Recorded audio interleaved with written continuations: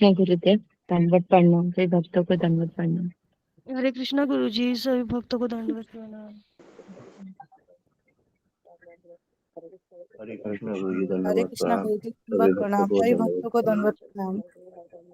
हरे कृष्णा गुरु जी, हरे कृष्णा दंडवत गुरु प्रणाम। जी, दंडवत प्रणाम। सभी भक्तों को दंडवत प्रणाम। हरे कृष्णा गुरु जी। हरे कृष्णा गुरु जी, दंडवत प्रणाम। दंडवत प्रणाम, सभी भक्तों को दंडवत प्रणाम। हरे हरे कृष्ण कृष्णा हरे गुरु जी, कृष्ण दंडवत प्रणाम। सभी हरे भक्तों को कृष्ण दंडवत प्रणाम। हरे कृष्णा गुरु जी, दंडवत प्रणाम। हरे कृष्ण सभी भक्तों हरे को दंडवत प्रणाम। हरे कृष्ण हरे हरे कृष्णा कृष्णा गुरु गुरु जी, जी, दंडवत सभी प्रणाम। भक्तों को हरे दंडवत कृष्णा प्रणाम। गुरु जी, हरे कृष्णा गुरु सभी जी, भक्तों दंडवत को प्रणाम। सभी दंडवत प्रणाम। हरे कृष्ण हरे भक्तों कृष्णा को गुरु जी, दंडवत प्रणाम। दंडवत प्रणाम। हरे कृष्ण गुरु जी, दंडवत प्रणाम। हरे कृष्ण सभी गुरु जी, दंडवत प्रणाम। हरे कृष्णा सभी भक्तों को दंडवत प्रणाम। हरे कृष्ण हरे कृष्ण हरे कृष्ण गुरु जी, दंडवत प्रणाम। हरे कृष्ण हरे कृष्ण, सभी भक्तों को दंडवत प्रणाम। हरे कृष्ण हरे कृष्ण गुरु जी। हरे कृष्णा गुरु जी, दंडवत प्रणाम। सभी भक्तों को दंडवत हरे प्रणाम। कृष्णा गुरु जी, दंडवत प्रणाम। दंडवत प्रणाम सभी सभी भक्तों को दंडवत प्रणाम। दंडवत प्रणाम। সকল মাতাকে ধন্যবাদ প্রণাম। সমস্ত ভক্তবৃন্দকে আমার ধন্যবাদ প্রণাম। অনন্ত কোটি গোস্বামীকে আমার ধন্যবাদ প্রণাম। হরে কৃষ্ণ গুরুজি, ধন্যবাদ প্রণাম। হরে কৃষ্ণ। हरे कृष्ण सबको। ओम अज्ञानतिमिरन्धस्य ज्ञानाञ्जनशलाकया चक्षुरुन्मीलितं येन तस्मै श्री गुरवे नमः।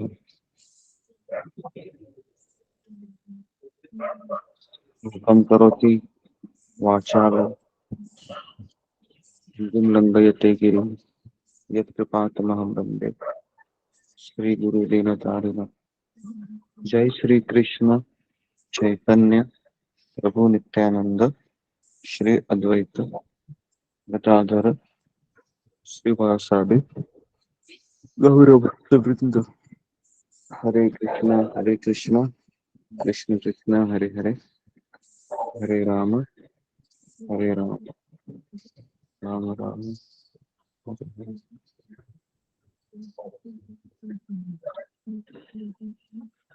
हरे कृष्णा, सबका स्वागत है। तो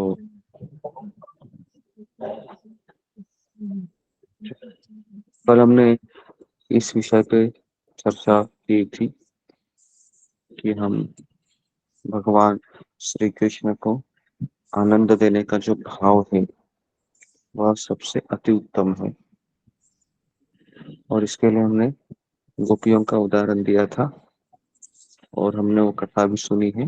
नारद मुनि और भगवान का सर एक बार दिख रहा था, तो उस कथा में भी हम वही देखते हैं कि अ, कि गोपियां है वह श्री कृष्ण को आनंद देना चाहती है।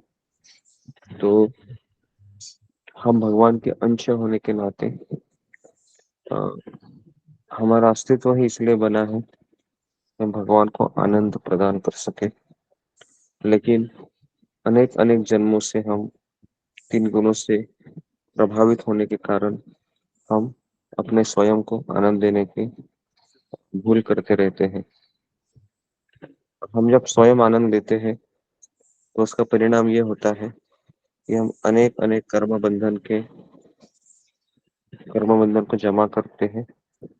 दूसरा होता है कि हम वापस जन्म मृत्यु के चक्र में अपने आप को लगा देते हैं। तो इसलिए हाँ, हम लेकिन समस्या ये है कि आत्मा ये आनंदमयो अभ्यासात कहा जाता है। आत्मा को आनंदमयो मतलब ये हमेशा सुखी रहना चाहता है। कोई व्यक्ति दुखी नहीं रहना चाहता इस संसार में, चाहे वो चींटी हो, चाहे वो प्रचिति से ब्रह्मा जी तक जितने भी 84 लक्ष योनि है, सब सुखी रहना चाहते हैं। क्योंकि आत्मा का स्वभाव है कि वह हमेशा सुखी रहे, आनंदी रहे, है ना। लेकिन वह आनंद किसमें खोज रहा है अभी? वह आनंद भौतिक चीजों में खोज रहा है। तो इसलिए हमें जपा करते समय इस चीज का तो ध्यान होना ही चाहिए इस संसार में कोई सुख अवेलेबल नहीं है। ये हृदय से हमें कन्विक्शन होना चाहिए। और अगर यहाँ पर सुख अवेलेबल है तो वह है भगवान श्री कृष्ण की भक्ति में। जब तक हम इस संसार में सुखों को ढूंढते रहेंगे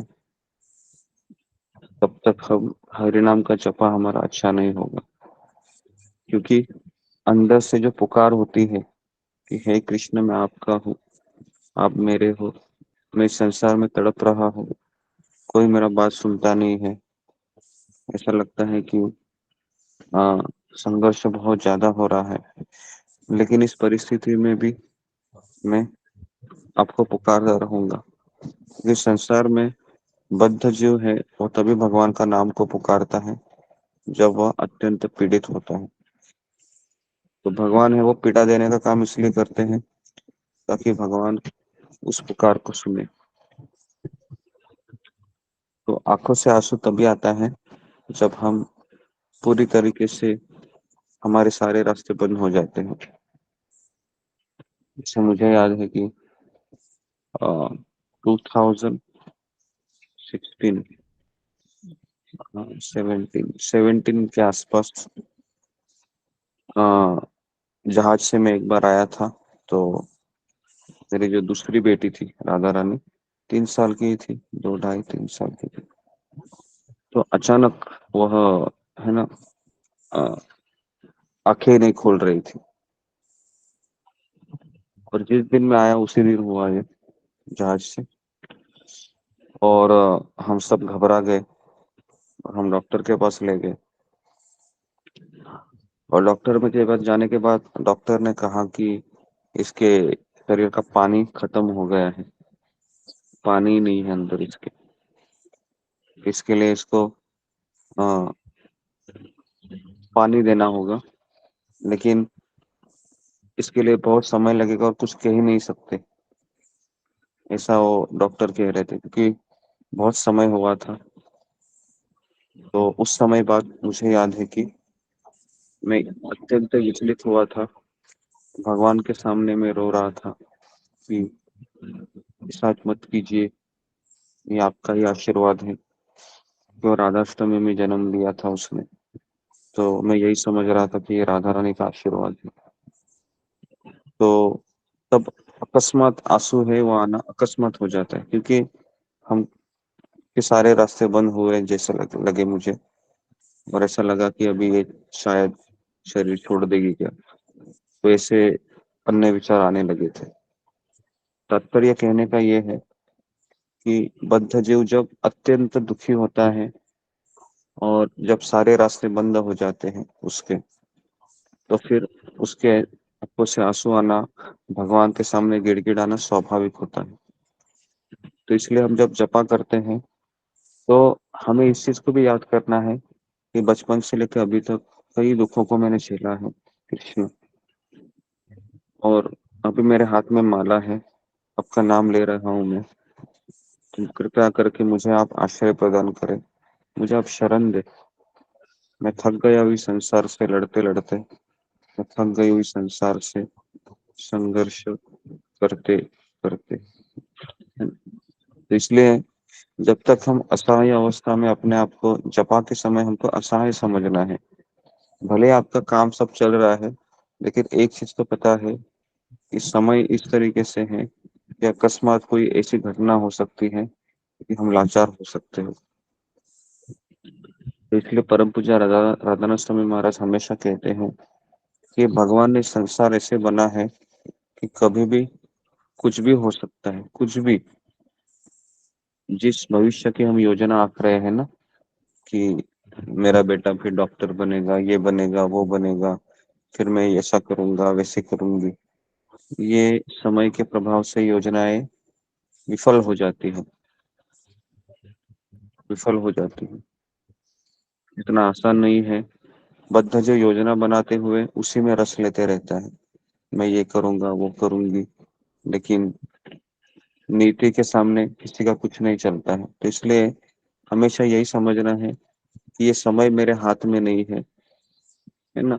अभी जो मुझे भगवान ने अवसर दिया है जप करने का, मैं करता रहूंगा, भले मुझे जिंदगी भर करना है, लेकिन जिंदगी का क्या पता कब मेरा समय आ जाए या कब मेरे मुंह से नाम भी ना निकले, भले ही मैं जीवित अवस्था में हूँ। तो इसलिए हमें हमेशा भगवान को धन्यवाद देना चाहिए कि आपने मुझे यह अवसर प्रदान किया है ताकि मैं आपका नाम ले लूं, और उसी में हमारी पूर्णता है। बाकी संसार में सब कुछ चलता रहेगा, सूरज उगता रहेगा, सूर्यास्त होता रहेगा, है ना। लेकिन इस संसार में भगवान का नाम लेते हुए जीना वही व्यक्ति कर सकता है जिसने ये जान लिया है कि संसार में कोई सुख अवेलेबल नहीं है। जो भी सुख आपको दिखता है ना, ये सब भ्रमित सुख है, थोड़े समय के लिए हमको अच्छा लगता है, वापस हम उसी निराश हो जाते हैं। ठीक है, तो इस असहाय अवस्था में जप करने के लिए जप करते समय हम हमारे दुखों को याद कीजिए, किस तरह से आप पीड़ा में थे, एटलीस्ट, ताकि मेरा जब अच्छा हो। ओके, तो यहाँ पर मैं रुकता हूँ। बहुत बहुत धन्यवाद आप सबका। आप सभी भक्तगण आ रहे हैं, लेकिन आने के बाद हमें निराश नहीं होना है और डट के करना है। ये नहीं समझना है कि मुझे नींद आ रही है, मैं भाग जाता हूँ, अभी बस हो गया, बाकी का मैं बाद में करूंगा, ऐसा नहीं है। फिर आप संघर्ष करना ही भक्ति का लक्षण है। संघर्ष छोड़ दिया तो समझ गए हम हार गए। तो संघर्ष करते रहने वाला ही व्यक्ति भगवान को प्रिय होता है, हमेशा याद रखिए।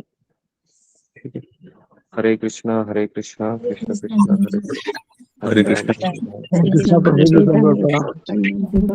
हरे गुरु जी कृष्णा प्रभु गुरु बहुत जी धन्यवाद। सभी माता को धन्यवाद। हरे सभी कृष्ण गुरु जी भक्तों को दंडवत प्रणाम, दंडवत सभी भक्तों को प्रणाम। दंडवत प्रणाम। हरे कृष्णा। कृष्ण